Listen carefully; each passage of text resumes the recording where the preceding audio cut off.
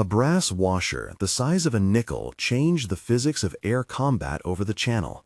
For the men who climbed into Merlin-powered fighters, for the ground crews who learned to fit a tiny disc under blackout lamps, and for the engineer who made it on a lathe in a cramped workshop, that unassuming ring became the difference between a forced landing and returning to base. Archival reports later credited the measure with saving as many as 2,100 aircrew, an outcome that began as a small, urgent experiment and ended as one of the quieter turning points of the air war. If this story matters to you, stay with it through the next hour. Like and subscribe so more forgotten technical heroes are remembered. July 1940. Pale light on a dispersal pad somewhere in southern England. A flight sergeant checked the magnetos and the pilot thumbed his throat mic. The clocking of instruments and the hiss of warmed cast iron engines filling the air. The squadron was due to patrol within the hour. Reports from the front had been coming in raw and constant. Engines that survived dogfights but choked and died in a hard dive. Fighters suddenly left dead in the sky while their pilots wrestled control.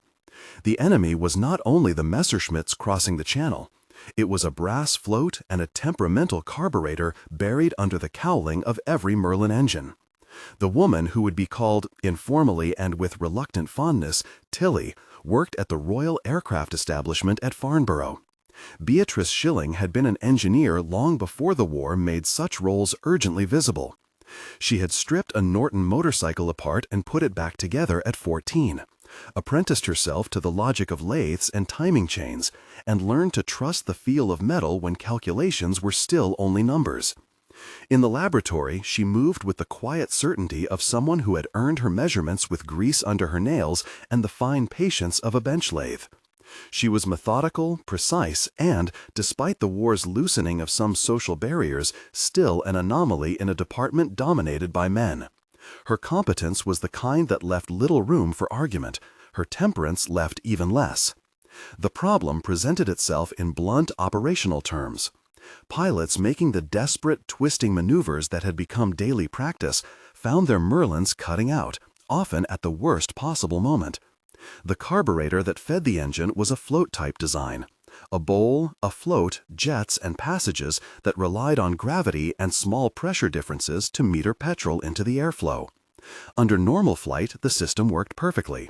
Under negative G, when a pilot pushed the stick violently forward in a dive and the forces on the aircraft briefly reversed, the float in the carburetor could rise, or the petrol could be driven away from the jets in such a way that the mixture changed catastrophically.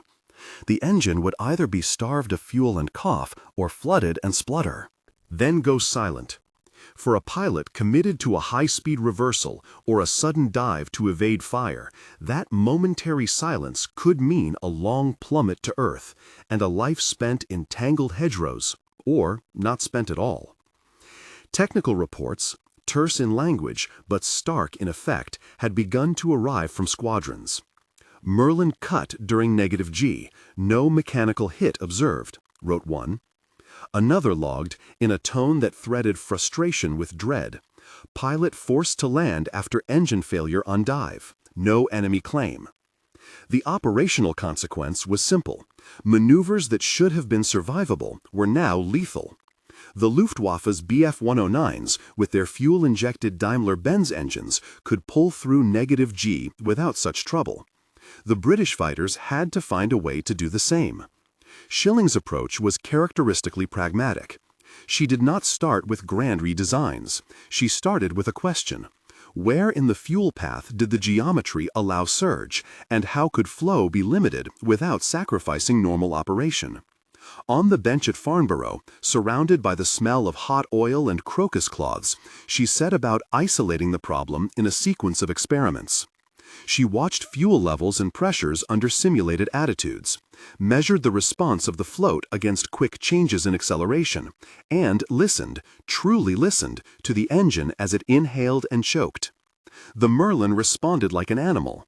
It had rhythm, and she learned to tell when that rhythm was being disturbed.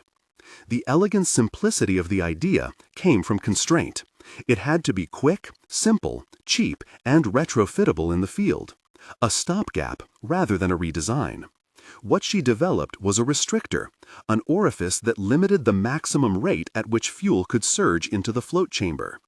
A small brass washer, machine-turned and drilled to a tiny, consistent hole, would sit in the fuel feed where it could temper the worst of the transient flows that occurred under -G. The disc did not change ordinary performance. It simply prevented the flood that had been choking the jets at the precise instant pilots needed full power. In her notes, she recorded hole diameters and funneling behavior, incremental changes of a few thousandths of an inch that altered behavior dramatically. A difference of a mere fraction of an inch in the board opening changed the character of the engine's response, from a flush of petrol that drowned the jets to a steady, manageable supply. Testing moved from calculation to boilerplate practicality. On the bench, a Merlin was mounted and instrumented. Schilling and her small team ran the engine through attitudes using a tilting rig, sweeping from positive to neutral to negative accelerations. There was the thump of vibration, the faint sweet scent of petrol and oil, the mathematics of RPM numbers climbing and then falling. Each trial produced a data point. At what board did the engine continue to draw a consistent mixture? At what point did it begin to stumble? It was slow work measured in careful, repetitive motions. Measure, drill, fit, run, note. When a setting looked promising, she would hand the tiny disc to the fitter and watch his fingers as if they moved in miniature theater. His thumbs were the final judges before a flight mechanic took the adjustment into the field. Permission to alter service equipment was not given lightly. Officialdom worried about unauthorized field modifications and about engineers who planned beyond their remit. If a change harmed an engine or interfered with fuel delivery in another flight regime, the consequences could be severe. The penalties could include disciplinary action in an institution already sensitive to deviation. In the wartime urgency, however, the calculus of risk shifted. Pilots were dying in maneuvers that should have been survivable. Commanders on the ground and sympathetic senior officers at Farnborough recognized the moral immediacy. To leave the carburetor untampered with was to accept avoidable loss. But formal adoption could take weeks or months, time that squadrons did not have. When institutional friction slowed, Schilling and a handful of allies chose a different route. The story of that choice is not cinematic in the Hollywood sense. It was quiet, practical, and fraught with small tensions. A sergeant in the maintenance section, an older hand who trusted the laboratory's judgment, smuggled a pair of washers to a squadron.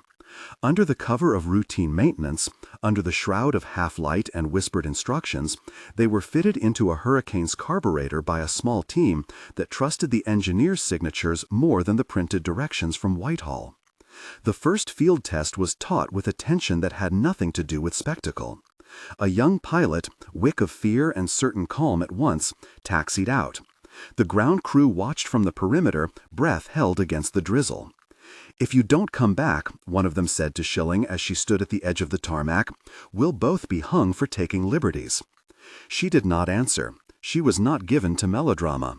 She watched the machine lift, watched the formation climb, and felt the nervousness of someone who had learned to read machines as beings. When the radio bubbled back, first static, then clipped voice, there was a small, incredulous burst from the cockpit. "It didn't cut. It didn't cut at all on the dive." That moment was the pivot. The pilot's report arrived as more than anecdote. It was data that matched the bench. Pilots who had twisted and dropped into dives to chase Bf-109s found their Merlins steady and responsive under -G. The difference could be felt in the seat, in the hands, in the way the aircraft negotiated the sky. The engine continued to sing as the nose dove and as the pilot pulled out. A maneuver that had required a gamble now required only skill.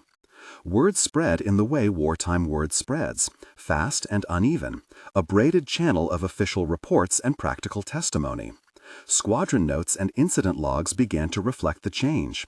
Fewer forced landings with intact aircraft, fewer calls for crash tenders, and fewer bereaved telegrams. The brass washer, which cost pennies in material and minutes to fit, offered a disproportionate operational return. Higher command could not ignore repeated field confirmations.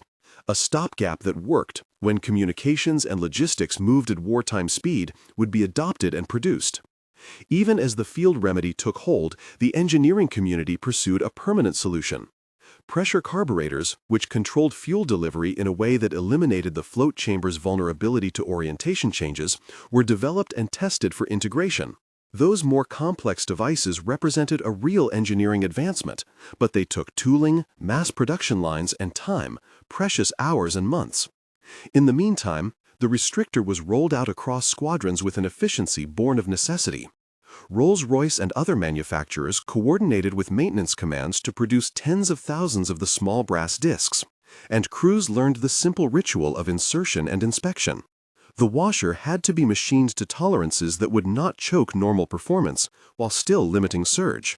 Production staff turned lathes and jigs to the task with the same grim focus that powered bomber production lines. There were moments of bureaucratic discomfort. Formal memos fussed over chain of custody and fitment procedures. Engineers debated hole diameters over typed pages and signatures. Schilling herself insisted on rigorous specification.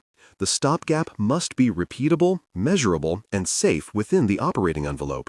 Her insistence carried weight. She could present bench data when others could only offer anecdote. That insistence kept the fix from becoming another poorly thought-through jury rig.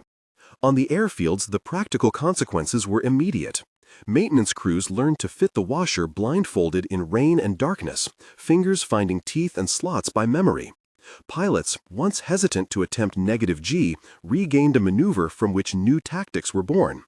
Men who had known the engine's unreliability as a constraint found themselves making aggressive defensive moves that pinned German fighters out of position. The effect on morale, while intangible, was real. Pilots returned to base with fewer forced landings. Squadrons kept aircraft in the air longer between repairs, and the operational tempo could be sustained. When statistics were compiled, the results were stark enough to be called consequential. Mission reports compared sortie outcomes before and after the mass adoption of the restrictor. Incidents of engine cutouts in negative G maneuvers dropped markedly. Forced landings and certain classes of loss fell accordingly. Those archival figures, gathered from squadron logs and RAE summaries, formed the basis for later claims that the measure had saved thousands of aircrew, figures that military historians and analysts would later cite as evidence of how small technical acts could produce outsized strategic effects. But the human story was not reducible to numbers alone. There were pilots who, years later, would still remember the first sensation on pulling out of a dive without silence in the throat of the engine. There were mechanics who remembered the first time they fitted the disc into a carburetor, their fingers cramped around cold metal as if it were an amulet. Schilling herself kept a small file of correspondence, thank you notes from returning airmen, terse commendations from squadron commanders, and the occasional gruff acknowledgement from a superior who had once doubted the wisdom of a non-standard modification. She did not seek public applause. Her satisfaction came in calibrated measures. A stable RPM, an instrument that read correctly, a pilot's terse message that the engine had behaved. Not all resistance evaporated with evidence. Some voices in the ministry fretted about precedent and the slippery slope of field improvisation. Engineers worried that a stopgap might mask a deeper failure in designs. Pilots sometimes grumbled about procedures, preferring neat engineering solutions to layered expedients. But the exigencies of war have their own logic. When lives can be preserved with a small piece of metal and a disciplined fitment, that logic sweeps through meetings and memos. There were, of course, losses that the washer could not prevent. Anti-aircraft fire, structural damage, mechanical failures unrelated to fuel metering, these continued to claim aircraft and men. Schilling's device did not make the sky safe. It shifted the balance in certain engagements and reduced a particular kind of avoidable loss. That reduction, however, was meaningful. In post-war compilations and retrospective analyses, the change in survivability attributable to improved carburetor reliability was never presented as a cure-all, but it was credited with reducing a measurable category of operational mishap. The washer itself became emblematic. It was a small, almost vulgar object in its ordinary materiality. Brass, turned and drilled, sometimes nicked in service. But it carried a symbolic weight that engineers understood instinctively. The right detail, placed with judgment, can change a system's behavior. In the lectures and memoirs that followed, it appeared as a motif for a larger truth about wartime engineering. Grand strategies depend on countless small, testable, implementable fixes. The small ring embodied the coupling of tactile skill and technical reasoning in conditions that made both scarce. As the war progressed, more robust solutions supplanted immediate stopgaps. Pressure carburetors and later fuel injection systems were introduced as resources permitted, and aircraft designs evolved to be less sensitive to attitude-induced fuel flow problems. Yet the washer remained in service in many units until full retrofits could be completed, and for a time it was the standard remedy issued with other consumables. Its deployment was a study in efficient triage, a simple intervention that bought time and lives while a permanent cure was negotiated. Schilling's career continued after the crisis. She returned to methodical engineering work, to the lathe and the test rig, to the patient arithmetic of airflow and pressure. Recognition arrived in forms that suited her: private commendations, professional validation, and the grudging respect of colleagues who had once questioned her boldness. She was not a figure who wanted a parade. Her pride was of a particular sort: the quiet knowledge that a measurement had been correct, that a fit had been tight, that an engine had not choked when it should not. In public memory, the story of the washer, nicknamed in affectionate shorthand and with a touch of irony, came to stand for the unspectacular heroism of technical workers. Pilots would always fill the center of narratives about air combat, but historians, maintenance men, and engineers learned to ask about the small things that made daring possible. The washer was a lesson in humility, that survival sometimes depends less on a pilot's courage than on a machinist's eye for tolerance and an engineer's respect for limits. Years after the war, at a small reunion near an airfield that had once been a dispersal ground, veterans swapped stories with the kind of blunt camaraderie that leaves no room for self-consciousness. One pilot, his voice roughened by decades and habit, produced an old photograph and tapped the image of a tiny brass disc with a finger. "Saved my life, this did," he said simply. Around him, men nodded, some laughed, some fell into silence. The retired sergeant who had fitted the first washers across a rain-slicked wing smiled at the memory of hands that had worked through the night. The archival claim that the intervention saved roughly 2,100 aircrew circulated in post-war analyses and memorial dossiers. Whether one assigned that exact sum or treated it as an emblematic estimate mattered less than the broader calculus. A modest technical fix, applied intelligently and swiftly, had altered the odds for many pilots. The washer did not rewrite the course of the air war single-handedly, but it reshaped a particular set of engagements in ways that reverberated across squadrons and tactical doctrine. In the end, the story returns to the bench.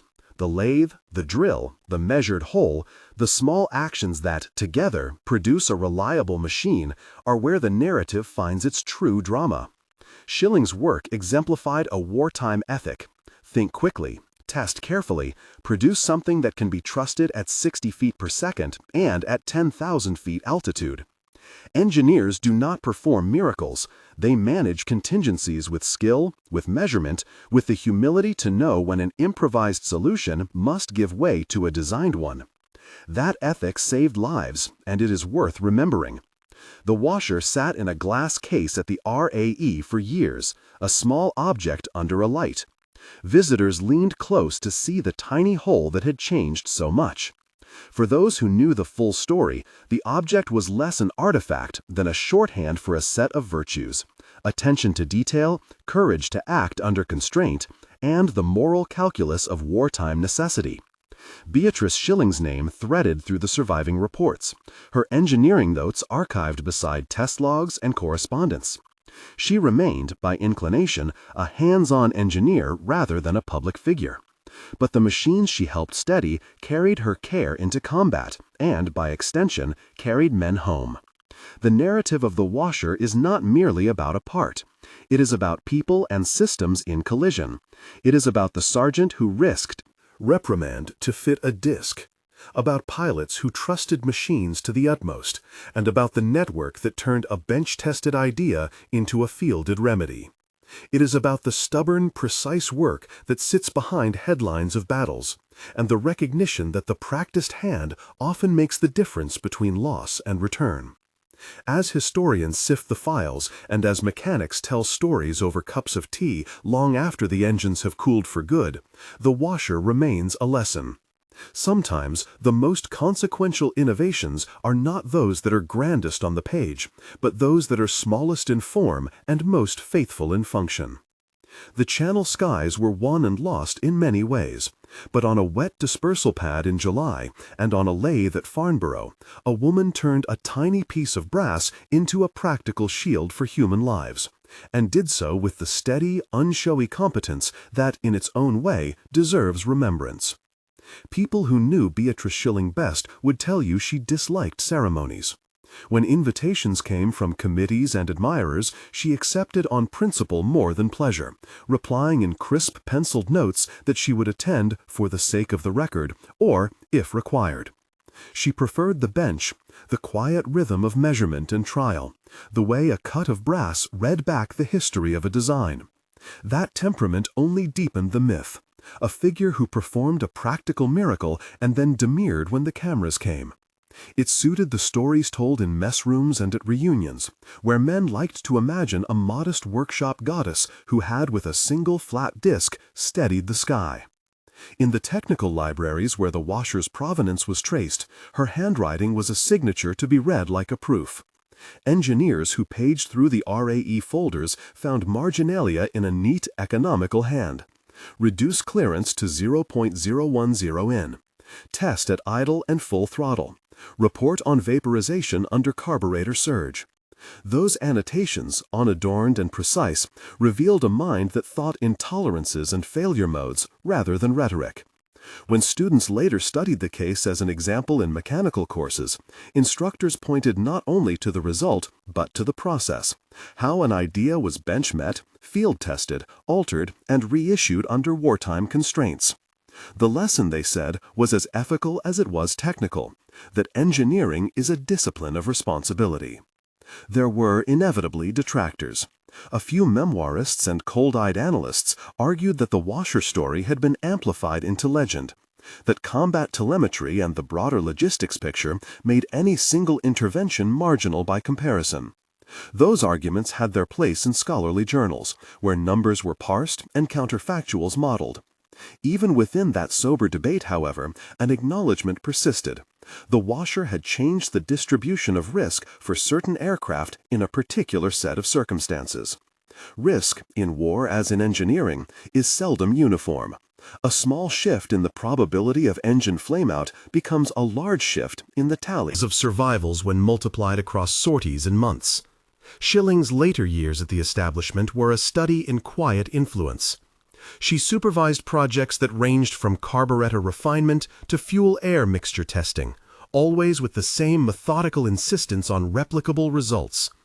Younger engineers who arrived wide-eyed found in her a model that combined curiosity with refusal to be dazzled by novelty. If it won't last the night, she would tell them, it won't last the war. Her standards were not merely technical, they were moral. She expected reports to be honest about failures, to present negative results as clearly as successes. That insistence trained a culture in which admitting uncertainty was less shameful than pretending to certainty. Her interactions with pilots were different in tone but similar in substance. Where aviators spoke of G-forces and the taste of cold metal when ailerons jammed, she listened and translated those human sensations into questions of pressure, flow, and clearance. Once, at a reunion, a former pilot read aloud a terse line from a flight report. "Carburetor cuts under negative G." He looked up at her with a grin, equal parts gratitude and mischief, and she, unused to public affection, managed a dry retort that made the rows of men laugh. Their exchange, like so much of the wartime relationship between cockpit and bench, was transactional and personal at once. Information passed one way, competence flowed the other. Outside the laboratories, the washer's existence shaped regulation. Ordnance and maintenance manuals were amended, inspection regimes tightened, and spare parts tables reorganized to ensure that implements of maintenance could be implemented quickly in the field. The change was bureaucratic, slow, and rarely dramatic on the page, but it was the language of institutional learning. Where once ad hoc fixes might be discouraged for fear of improper modifications, the wartime experience taught administrative bodies to distinguish reckless improvisation from disciplined adaptation. Colonelcy and committee learned to codify contingency. It was an awkward learning curve. Old hierarchies bristled, but in the long run it made the force more resilient. For all that, the personal cost of such concentrated work was not negligible. Schilling, like many engineers of her generation, had private sacrifices. She lived alone for much of her life. Her home was a modest terrace that smelled faintly of oil and turpentine, shelves lined with reprints and the odd philosopher's essay she read when she wanted the mind's temperature changed. She accepted honors with the same reserve she applied to experiments, signing letters of thanks but declining the more ostentatious trappings. Rumors circulated in affectionate tones, that she had refused a knighthood, that she had turned down a portrait. These tales were half myth, half the truth. She preferred recognition that mattered to the craft, funds for a new lathe, a safer testing room, over the gilded tokens of public esteem. There were moments when the personal and political bled through formal accounts. At one public hearing after the war, a Navy representative sought to claim the washer's implementation as a triumph of logistics and chain of command. Schilling, summoned to speak, answered with a short, technical explanation, and then, in a quieter voice, offered a corrective: that the sergeant who had first fitted the disc on a sodden dispersal mat had acted under a risk calculus no committee could formalize. He judged the aircraft, she said, as if he had to fly it himself. The committee noted the comment and recorded it dutifully. The men who had been there remembered the tone and the small human truth behind the data. Generations of technicians would point to that episode when they taught the ethics of fieldwork. It is one thing, they said, to design for ideal conditions. It is another to know how designs will behave under rain, fatigue, and the impatience of combat. The washer, people began to say, was not only an artifact of mechanical ingenuity, but a moral object. It asked its users to recognize the limits of models, to respect the realities of the operating environment, and to bear the consequences of pragmatic choices. As decades passed, the cultural context shifted. Aerospace technology moved on. Jets supplanted propellers. Fuel injection replaced carburetors. Digital controls reimagined the interplay between pilot and machine. In lecture theaters, instructors juxtaposed the washer with later innovations to show a lineage of problem solving. Students, fresh from university, young, impatient with romance, learned to dissect the case with clinical efficiency. Yet even among the most modern of them, there remained an odd reverence for the object's provenance. They would stand in archives and see the handwritten notes, the penciled dimensions, the tiny smear of oil on a test report, and feel, for a moment, the continuity that links a lathe and a life-saving seam. The glass case at the RAE became a place of pilgrimage, not merely for veterans, but for engineers from varied fields. A South African aeronautical student traced the brass rim with a gloved finger. A retired mechanic from Australia looked at the washer and began to cry, not from sentimentality, but from recognition of a shared craft. The case's little placard, concise, factual, could not convey the furniture of the moment. The damp air of the dispersal ground, the taste of adrenaline, the muttered arguments in a cramped hangar. Those who had not been there owed the scene a translation. Historians tried to provide it, but translation is never exact. Still, for the heart of the story, one could return to the bench. In a photograph taken late in life, Schilling sits at a simple table with a set of calipers in her hand. Her gaze is not at the camera, but at the object she holds, as if reading its lines. Around her, the tools look ordinary: a set of files, a micrometer, a vise. The image reads as a statement that the world, for someone like her, condensed into a small circle of metal and the measures taken upon it. It is an image the RAE reproduced in pamphlets, and alumni clipped it into scrapbooks to remind themselves of the quiet constants beneath institutional change. Reunions kept the memory alive. At one such meeting, an aging sergeant, hair white and hands still calloused, brought with him the original lathe stub from the dispersal night, a bent and polished piece of steel that had borne witness. He set it on the table and told, in the plain cadences of a long life, how they had worked under a single lantern, how the wind had tried to scatter the plans, how a small, stubborn band of men had elected competence over protocol. The listening faces, pilots who had once been young, mechanics who had once been new, absorbed the tale as if replenishing a shared creed.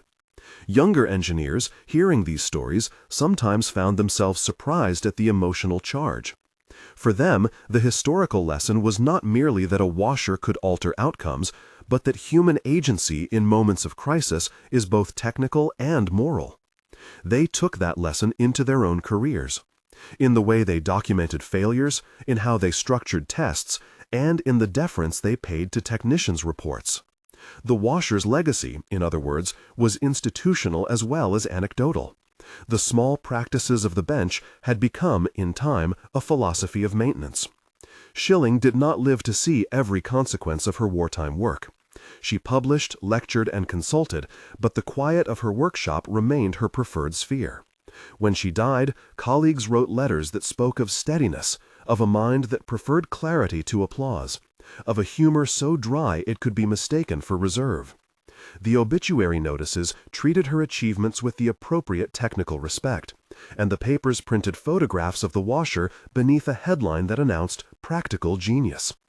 In funerals and in journals, the measure of a life returned to its simplest benchmark: competence exercised in service of others.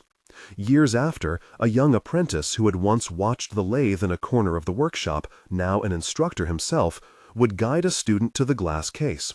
He did not rehearse a script of patriotic flourish. Instead, he pointed to the washer and said plainly, "Here is why you measure twice and cut once." The student, who had only known jet engines and microprocessors, leaned forward and squinted at the tiny hole. He asked about materials, about wear, about why a brass disc and not some other alloy. The instructor smiled and told him about weather, about human hands in the dark, about the way an institution could bend just enough to preserve life. The student left with notes and a new appetite for modesty. In his later career, when he faced design choices that might be framed as bold or convenient, he remembered the disc and the sergeant's lantern, and chose, more often than not, the slower path of verification. He taught his teams to file their doubts openly, and to design not merely for mathematics, but for the messy reality of use. In doing so, he carried forward the washer's quiet ethic that great outcomes can be composed of many small, cautious acts, each one attentive to the human persons who will rely upon them. Outside the ray, the world continued to celebrate daring pilots in its statuary and film. Those narratives persisted rightly. Courage in flight is visible and dramatic. Yet in workshops and in archives, the washer remained a counterweight to spectacle. It reminded technicians and historians alike that systems are inhabited by people whose decisions are sometimes invisible and whose prudence is decisive. The Channel skies might have been won by speed and strategy, but the daily arithmetic of survival was balanced on 1,000 small judgments made by hands at benches, by eyes on gauges, by engineers who preferred to test twice and trust once. On an ordinary morning years after the last reunion, the maintenance bay was quiet.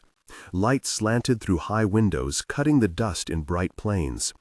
A young woman, newly appointed as a junior engineer, arrived early and stood for a long while by the bench where an old lathe still bore faint scars from wartime work. She reached out as if to feel the grain of the wood, then laughed at herself and adjusted a micrometer in neat, careful motions. She had read the reports, studied the marginalia, listened to veterans' accounts. She had also, in her heart, inherited the small insistences of habit that make machines trustworthy. As she set the tool down and began the day's measured work, the sense of continuity was plain. The bench was where responsibility was learned, and the little objects within the glass case taught those who would listen how to keep others alive. The washer remained under its light, an unassuming form of brass and whole. People passed, read the placard, felt the tug of the story, and then returned to the larger threads of history with one small steadying thought: That attentiveness matters, that craft is a form of care, and that sometimes the narrowest aperture opens onto the broadest consequence. The narrative of machines and the people who make them closed not with a trumpet, but with the soft clack of a tool returning to its rack, a sound that, for those who knew its meaning, echoed like an oath. Days turned into projects, projects into quiet rituals. The young woman learned to move as other hands had moved before hers, finger pressure measured by memory, the angle of a file judged by the sound it made on metal, the cadence of a test repeated until the numbers seemed honest. She logged her hours, wrote crisp notes in margins, and answered questions with a steadiness that sometimes surprised those who had expected the hurry of youth. Once, in the briefing room where glossy slides promised efficiency and tight schedules, she caught herself listening not only to the argument for speed, but to the half-formed worries behind it. Truncated checks, reliance on simulations that could not capture the damp cold of an early morning hangar. Assumptions that a new alloy would behave like the old because it delighted some ledger. She thought of the washer then, its tiny hole like a quiet accusation, and asked a simple question at the end of the meeting. It was an awkward moment. The room had been warmed for decision. The clock leaned toward next appointment. Her voice, though small, carried what she had learned at the bench. "What happens if this seal wears differently in salty air?" she asked. "Have we tested for manual handling, for boots tracked in from the tarmac, for the grit that comes from the hangar floor?" The question made some in the room glance at the chart. It made one or two fingers tap a phone. It also made the project manager sigh and call for a week to gather more data. The delay was inconvenient, the cost measurable, the timeline stretched, until a squadron of aircraft returned from a mission and reported a pattern of leaks traced to the same mating surface the young woman had worried about. The added week of tests had revealed a tolerancing issue, a microscopic burr that, under repeated maintenance, burrowed into a seal and enlarged the aperture until pressure failed in flight. No one spoke of heroism. There were paperwork adjustments, a memo about revised maintenance protocols, a quiet recognition in an internal note that a minor procedural pause had prevented further incidents. The young woman kept her head down and filed her reports. Someone else wrote the commendation. She folded it into the drawer where she kept the micrometer. When the matter reached the external press, it was a paragraph in a longer story about fleet readiness. When it reached the families of the men and women who trusted those machines, it was merely a relief. To colleagues, the episode became another small lesson to place on the shelf. Policy followed, lives preserved. The young woman, now with more gray beginning at her temples than she liked, returned to the bench and polished a tool in silence. The washer in the glass case had not changed. It never changed. Yet the attention paid to it had ripple effects that were not measured by ribbons or plaques. It had steered a habit. Years accumulated in quiet ways. The instructor who had once slid the washer across a showcase to a curious student retired to a modest house with tools neatly arranged and a lifetime's worth of marginalia in notebooks. He would take the young woman, now a mentor herself, on a tour for a class of apprentices, and, without grand rhetoric, put the brass disc under a lamp. "This," he would say, "is about the promise you make when you lift a file. It is the small account you keep with the person who will one day sit where you sit." Students leaned in, and for an instant the room became a kind of confessional where craft confessed to responsibility. Institutions remembered in their staccato way. A centenary exhibit would display the washer. A patch of leather from a pilot's glove, a ledger of requisitions, a faded photograph of a wartime bench crowded with oil-stained hands. Guests read the placards and nodded, some with tears, some with the modest warmth of understanding. Scholars quoted the washer in articles about material culture and the ethics of engineering. Journalists asked whether such relics asked us to admire the past or to borrow it. The answers varied. Most returned, in the end, to a single line: attention begets safety. The young woman, by then someone whose face a journalist might have photographed for a feature about enduring trades, watched an apprentice adjust a micrometer with the same care she had once practiced. She offered a correction that was as much an invitation as instruction. "Trust the tool," she said, "but not without the test that proves it." He looked up, unfamiliar with the old scripts of caution, and then complied, watching the gauge as if it were an instrument of conscience. Outside, planes taxied. The sky remained an arena of visible courage. Inside the hangar, the slow arithmetic of survivability continued, less spectacular but no less sacred. When she retired, the workshop organized nothing more than an afternoon for those who wanted to attend. There was no medal, no speech broadcast, just the tea urn and a folding chair placed beneath the large window where light had always fallen in the same direction. Veterans came, junior engineers came, and somewhere a small boy with a model plane listened to stories of tight tolerances and patient checks. They spoke of Schilling in warm, factual phrases, her papers, the lathe she favored, the way her handwriting slanted toward clarity, and then they turned to the washer with an affection that felt almost familial. Someone joked that a brass disc had more followers than any celebrity in their field. It was true only in the sense that the washer gathered attention that mattered. Time did not flatten those stories into legend. It threaded them into practices, into obscure entries in maintenance manuals, into an expectation that the person who tightened the last bolt would not pass the task because a schedule demanded it. The ethics of craft crept into procurement decisions, into training curricula, into the language of risk assessment. It showed up in the modest way a chief engineer insisted on random hands-on audits that made some managers bristle and made other engineers breathe easier. The washer's lesson was neither loud nor tidy. It was a rule of thumb that taught humility. If you can make something fail in the field, you must assume it will. On the bench in a small testing room, the lathe's headstock hummed, and a new apprentice pressed his palm against the worn wood where Schilling had once rested hers. The micrometer clicked. A brass rod spun, reduced, measured, and trimmed. When the test piece sat in the fixture and the student lifted it up for inspection, the supervisor, older now, with small scars of experience at the edge of his knuckles, smiled and nodded.